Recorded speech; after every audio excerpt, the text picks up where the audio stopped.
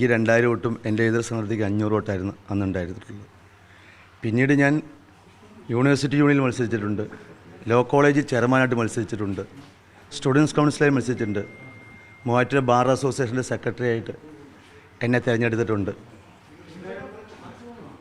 പിന്നീട് ജില്ലാ പഞ്ചായത്തിൽ മത്സരിച്ചിട്ടുണ്ട്, ഗ്രാമപഞ്ചായത്തിൽ മത്സരിച്ച് തോറ്റിട്ടുണ്ട്, നിയമസഭയിൽ മത്സരിച്ചിട്ടുണ്ട്. ഈ 2 തവണയും എനിക്ക് വിജയം കിട്ടി. 2016 ഏറ്റവും പ്രബലനായിട്ടുള്ള സാജു പോളിനോടാണ് മത്സരിച്ചത്. അന്ന് എനിക്ക് 7500 വോട്ടിന് ജയിക്കാൻ പറ്റി.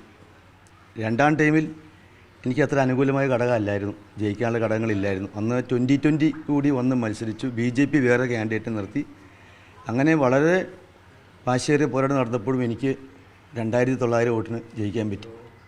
ഇത്തവണ ഞാൻ കുറേ കൂടി സ്ട്രെയിൻ ചെയ്തു, ജനങ്ങളുമായി കൂടുതൽ സംസാരിച്ചു, ഗ്രാമയാത്ര നടത്തി. 1 വർഷക്കാലം ഞാൻ ഈ കഴിഞ്ഞ ദിവസം വരെ 117 ദിവസം ഞാൻ രാവിലെ 4:30 മണിക്ക് എണീറ്റ് ഞാൻ ബൈബിൾ വായിച്ച്, ഞാൻ പ്രാർത്ഥിച്ച്, 5:45 ഒരു വീട്ടിൽ ചെന്ന് 5:45 മുതൽ 11 മണി വരെ ഉള്ള എൻ്റെ ജനങ്ങളുമായി ബന്ധപ്പെട്ടുള്ള ജനസമ്പർക്ക പരിപാടിയാണ് ഗ്രാമയാത്ര. അങ്ങനെ 15,000 വീടുകൾ കയറി. വെറുതെ കയറുകയല്ല, അവിടെ പോയി പാവപ്പെട്ട ആളുകളെ കാണുന്നു, കിടപ്പ് രോഗികളെ കാണുന്നു, പ്രശ്നങ്ങൾ പരിഹരിക്കുന്നു, രോഗികൾക്ക് പണം ഉണ്ടാക്കി കൊടുക്കുന്നു. അങ്ങനെ എന്നെക്കൊണ്ട് ചെയ്യാൻ പറ്റുന്ന എല്ലാ കാര്യങ്ങളും, ചെറുതും വലുതുമായിട്ടുള്ള ഫീസ് അടിക്കുന്ന കുട്ടികളുടെ, അങ്ങനെ ചെറുതും വലുതുമായിട്ട് മുഴുവൻ കാര്യങ്ങളും ഞാൻ ചെയ്തിട്ടുണ്ട്. നിങ്ങൾ അന്വേഷിക്കണം, എന്നെ ഫോൺ വിളിക്കുന്ന ആളുകളുടെ മുഴുവൻ കോൾ ഞാൻ അറ്റൻഡ് ചെയ്യും, അല്ലെങ്കിൽ ഞാൻ തിരിച്ചു വിളിക്കും. എന്നെക്കൊണ്ട് ഒരു പൊതുസേവകൻ എന്ന രീതിയിൽ എന്നെക്കൊണ്ട് ചെയ്യാവുന്ന എല്ലാ കാര്യങ്ങളും എൻ്റെ മണ്ഡലത്തിൽ ഞാൻ ചെയ്തിട്ടുണ്ട്. എനിക്ക് അവരിൽ ഭയങ്കര ആത്മവിശ്വാസമുണ്ട്. അപ്പോൾ അതുകൊണ്ട് എനിക്ക് അനുകൂലമായ എല്ലാ സാഹചര്യവും പെരുമ്പാവൂരുണ്ട്. കോൺഗ്രസിൻ്റെ ദേശീയ നേതൃത്വം എന്നെ എന്നും പിന്തുണച്ചിട്ടുണ്ട്. അവരാണല്ലോ എന്നെ എല്ലാം ആക്കിയത്. എന്നെ ജില്ലാ പഞ്ചായത്തിൽ മെമ്പറാക്കിയത് കോൺഗ്രസ് ദേശീയ നേതൃത്വമാണ്. എന്നെ ജില്ലാ യൂത്ത് കോൺഗ്രസ് പ്രസിഡൻ്റാക്കിയത് കോൺഗ്രസ് ദേശീയ നേതൃത്വമാണ്. എന്നെ ജില്ലാ പഞ്ചായത്ത് പ്രസിഡൻ്റാക്കിയത് ദേശീയ നേതൃത്വത്തിൻ്റെ നിലപാടുകളാണ്. എന്നെ MLA ആക്കിയത് 2014 ദേശീയ നേതൃത്വമാണ്. രാഹുൽ ഗാന്ധിയാണ് എന്നെ MLA ആക്കിയത്. വീണ്ടും അവർ തന്നെയാണ് സീറ്റ് നൽകി. ഈ തവണയും എനിക്ക് ദേശീയ നേതൃത്വത്തിൽ പൂർണ്ണ വിശ്വാസമുണ്ട്. KPCC മുഴുവൻ നേതാക്കന്മാരും എനിക്ക് സപ്പോർട്ടാണ്. ഈ KPCC അനുകൂലിച്ചിട്ടും ഹൈക്കമാൻഡാണ് എൽദോസിന്റെ ഫയലുകൾ തടഞ്ഞു വെക്കുന്നതും എൽദോസിന്റെ കാര്യത്തിൽ പുനരാലോചന വേണമെന്നും പറയുന്നത്. അതുകൊണ്ട് ആ കേസാണ് പ്രശ്നമായിട്ട് നിൽക്കുന്നത്.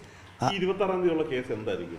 എനിക്ക് എതിരെയുള്ള കേസ് നിങ്ങൾക്കറിയാലോ, അതൊരു തട്ടിപ്പ് കേസാണ്. ഒരുപാട് കേസുകൾ കൊടുത്തിട്ടുള്ള പ്രതിയും വാദിയുമായിട്ടുള്ള ഒരു അതിജീവിത എന്ന് പറയുന്ന സ്ത്രീ എനിക്കെതിരെ ചില ഗൂഢാലോചനകളുടെ ഫലമായി പണം വാങ്ങിയിട്ട് കേസ് കൊടുത്തു. ആ കേസ് ആദ്യം കൊടുത്ത് ഞാൻ ഇടിച്ചതാണ്. പിന്നീടാണ് ബലാത്സംഗം, കൊലപാതകം ഒക്കെ അതിൽ ചേർത്ത് വെച്ച് എന്നെ പ്രതിയാക്കിയത്. എൻ്റെ കേസ് അന്വേഷിച്ച് ക്രൈംബ്രാഞ്ച് പറയുന്നത് തട്ടിപ്പ് കേസാണ്, പക്ഷേ ഞങ്ങൾ കോടതിയിൽ കൊടുക്കുന്നത് മാത്രമേ ഉള്ളൂ. എൻ്റെ കേസിൽ ഞാൻ കോടതിയിലൊരു അപേക്ഷ കൊടുത്തു. എനിക്കെൻ്റെ കേസ് പെട്ടെന്ന് ട്രയൽ ചെയ്ത് എനിക്ക് വിധി തന്നെ എന്ന് പറഞ്ഞ് ഞാൻ അപേക്ഷ കൊടുത്തു. ആരും കൊടുക്കാത്തതാണ്, ഞാനങ്ങനെ കൊടുത്തു കഴിയുമ്പോൾ കോടതി അംഗീകരിച്ചു. എല്ലാ ദിവസവും കേസ് വെച്ചിട്ട് പറഞ്ഞ് എനിക്ക് ഇലക്ഷൻ മത്സരിക്കാനുള്ള ആളാണ്, പെട്ടെന്ന് കേസ് ഒന്ന് തീർത്ത് തരാൻ പറഞ്ഞ് ഞാൻ അപേക്ഷ വെച്ചു. ആ അപേക്ഷയുമേൽ കോടതി സ്പീഡിൽ ട്രയൽ വെച്ചു. അപ്പോൾ ഇപ്പോൾ ഇരിക്കുന്ന കേസ് എന്ന് പറയുന്നത് അത് ചാർജ് ഫ്രെയിമിംഗ് ആണ്. എന്ന് പറഞ്ഞാൽ കുറ്റപത്രം വായിക്കുന്നതിന് മുൻപ് നമ്മൾ കുറ്റം ചെയ്തിട്ടില്ലെങ്കിൽ എന്തെങ്കിലും കാര്യം കോടതിയെ ബോധിപ്പിക്കാൻ വേണ്ടി വെച്ചിരിക്കുന്നതാണ്. അപ്പോൾ അതിൽ A3, A1 ഞാൻ A2, A3. A3 discharge petition കോടതിയിൽ ഫയൽ ചെയ്തു. ആ ഡിസ്ചാർജ് പെറ്റീഷൻ അതിനെതിരെ അവർ അപ്പീൽ ഒരുക്കുക എവിടെ, ഹൈക്കോടതിയിൽ. അപ്പോൾ അപ്പീൽ ഇരിക്കുന്ന ഒരു കേസിൽ ഒരിക്കലും കോടതിക്ക് അതിൻ്റെ കുറ്റപത്രം വായിക്കാൻ പറ്റില്ല. കുറ്റപത്രം വായിക്കുക എന്നുള്ളൊരു കേസേ അല്ല, അത് ഹിയറിംഗ് ഒരുപാട് നാൾ കണ്ടുള്ള സംഭവമാണ്. എല്ലാ കേസുകളും ഞാൻ നേതാക്കളെ കണ്ടിട്ട് എനിക്കുള്ള അനുകൂല സാഹചര്യങ്ങൾ എന്നെ സഹായിക്കണം. ഞാൻ 10-31 വർഷമായി കോൺഗ്രസ് പ്രവർത്തകരാണ്. എൻ്റെ സാഹചര്യങ്ങൾ എനിക്ക് അനുകൂലമാണ് അവിടെയെല്ലാം. അതുകൊണ്ട് കോൺഗ്രസ്സിലെ 20 സിറ്റിംഗ് MLA മാർക്കും സീറ്റ് കൊടുക്കുമ്പോൾ എന്നെ അവോയ്ഡ് ചെയ്ത്, എന്നെ സൈഡ് ലൈൻ ചെയ്യരുത്. എനിക്ക് വളരെ വിജയസാധ്യതയുണ്ട്. ഞാൻ 10-15,000 വോട്ടിന് അവിടെ ജയിക്കും. അപ്പോൾ അത് ആരെങ്കിലും നുണപ്രചരണം നടത്തിയിട്ടുണ്ടെങ്കിൽ, തെറ്റായ കാര്യങ്ങൾ പറഞ്ഞിട്ടുണ്ടെങ്കിൽ അത് അന്വേഷിക്കട്ടെ. എൻ്റെ കേസ് AICC ഏറ്റവും പ്രഗത്ഭനായ ഇവിടുത്തെ വക്കീലിനെ കൊണ്ട് എൻ്റെ കേസിലെ കോടതിയിലെ ഉത്തരവുകൾ പഠിക്കട്ടെ. പാർട്ടിക്കുള്ളിൽ നിന്ന് തന്നെയാണ് ജൽദോസിനെതിരെ എതിർപ്പ് ഉയർന്നത്. അപ്പോൾ കൃത്യമായി അവിടെ നിന്ന് തന്നെയാണ് ആളുകൾ എതിർപ്പായി എത്തിയത്. അപ്പോൾ പാർട്ടിക്കുള്ളിൽ തന്നെ എതിർപ്പുകൾ ഉണ്ടെന്ന് വ്യക്തമല്ലേ? ഞാൻ മറ്റു പാർട്ടിയിലെ ആരെങ്കിലും കോൺഗ്രസ് സീറ്റ് ആഗ്രഹിച്ചിട്ട് വരുമോ? സ്വാഭാവികമായിട്ടും നിങ്ങൾക്കറിയാലോ, നമുക്ക് ഒരിക്കലും ഒരു CPM-ൻ്റെ ഒരാൾ എനിക്കിത് പറയാൻ ഒരു സീറ്റിന് വേണ്ടി ചെയ്യേണ്ട കാര്യമില്ല. കോൺഗ്രസ് പാർട്ടിയിലുള്ള ആളുകളായിരിക്കുമല്ലോ അത് ആഗ്രഹിക്കുന്ന ആളുകൾ.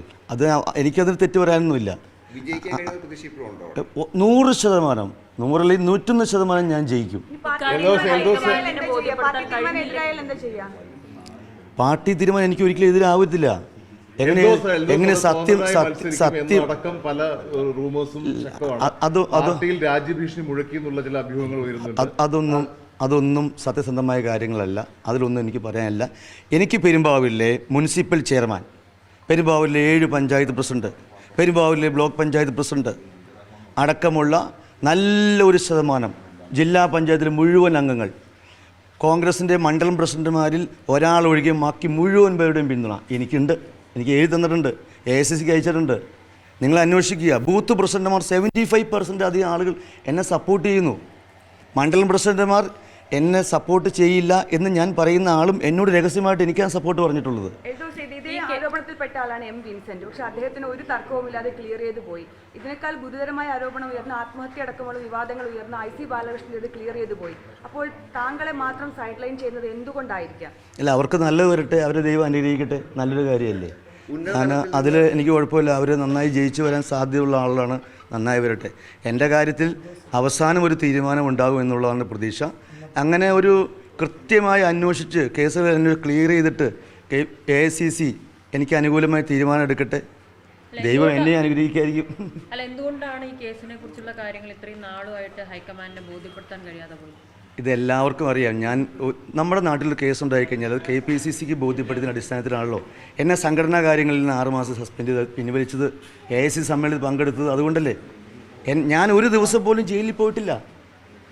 ഞാൻ KSU കാലഘട്ടത്തിൽ സമരം നടത്തി 2 ദിവസം ജയിലിൽ കിടന്നിട്ടുണ്ട്. അത് ഒളിവിൽ പോയതുകൊണ്ടല്ലേ എൽദോസേ? അത് ജാമ്യം നേടിയിട്ടുണ്ടല്ലേ? അല്ലെങ്കിൽ അറസ്റ്റ് ചെയ്ത് ജയിലിൽ പോകില്ലായിരുന്നു സ്വാഭാവികമായിട്ടും? തീർച്ചയായിട്ടും അങ്ങനെയാണല്ലോ അതിന് നടപടിക്രമങ്ങൾ. നമ്മളൊരു കേസിൽ നമ്മളൊരാളെ കൊന്നു കഴിഞ്ഞാൽ നമുക്കൊരു കുറ്റബോധം ഉണ്ടാവും. നമ്മൾ നേരെ കുറ്റബോധമുള്ള ഒരുത്തൻ നേരെ എന്ത് ചെയ്യും?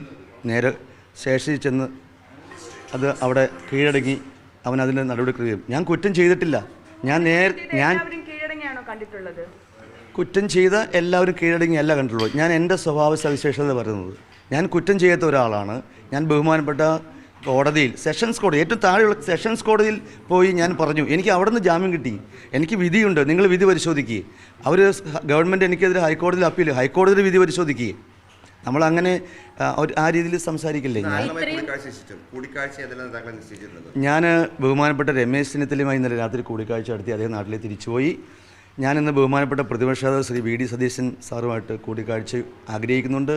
ബഹുമാനപ്പെട്ട KPCC പ്രസിഡന്റ് ആയിട്ട് കൂടിക്കാഴ്ച ആഗ്രഹിക്കുന്നുണ്ട്. അവരൊക്കെ എനിക്ക് വേണ്ടി ശക്തമായി നിലപാടെടുത്തിട്ടുള്ള ആളുകളാണ്. ബഹുമാനപ്പെട്ട KC വേണുഗോപാലുമായിട്ട് കൂടിക്കാഴ്ചയ്ക്ക് ഞാൻ ആഗ്രഹിക്കുന്നുണ്ട്. ഞാൻ പോകുന്നുണ്ട്. പറ്റുമെങ്കിൽ ദേശീയ അധ്യക്ഷനടക്കമുള്ള ആളുകളുമായി കൂടിക്കാഴ്ചയ്ക്ക് സമയം അനുവദിച്ചാൽ അവർ കാണും. എൽദോസ് സമർപ്പിച്ചുള്ള ആരുന്നല്ല, അത് നോക്കിയതിന് ശേഷമാണ് ഇവരിങ്ങനെ മാറ്റി വെച്ചിരിക്കുന്നത്. അപ്പോൾ അവർക്ക് എന്തോ ഒരു സംശയാസ്പദമായ ഒരു കാര്യം ഉണ്ടാകുന്നു എന്നുള്ളത് അല്ല, എന്നെ സംബന്ധിച്ചുള്ള കാര്യങ്ങൾ അവർക്കറിയാം. അത് ആരെങ്കിലും പരാതി കൊടുത്താലോ ആരെങ്കിലും രാഷ്ട്രീയമോ മതമോ പറഞ്ഞാലോ മാറുന്ന കാര്യങ്ങൾ വൈകാരികമായ നോഷൻസ് ആണ് താങ്കൾ ഇപ്പോൾ പറയുന്നത്. പക്ഷെ അതിനപ്പുറത്തേക്ക് ഈ കേസിന്റെ മെറിറ്റ് എന്തുകൊണ്ട്, നിങ്ങൾ പറയുന്ന മെറിറ്റ് എന്തുകൊണ്ട് നിങ്ങളുടെ നേതൃത്വത്തിന് ബോധ്യപ്പെടുന്നില്ലെന്നുള്ളതാണ് ചോദ്യം. ബോധ്യപ്പെടാനും അംഗീകരിക്കാനും അനൗൺസ് ചെയ്യാനും സമയമുണ്ടല്ലോ. ഇന്ന് ലാസ്റ്റ് നിമിഷം അല്ലല്ലോ. ഇന്ന് ലാസ്റ്റ് ഡേ ആണ്. അല്ല, ലാസ്റ്റ് ഡേ ആണ്, ലാസ്റ്റ് നിമിഷം അല്ലല്ലോ. ഡേക്ക് ഇനിയും ഇല്ലേ?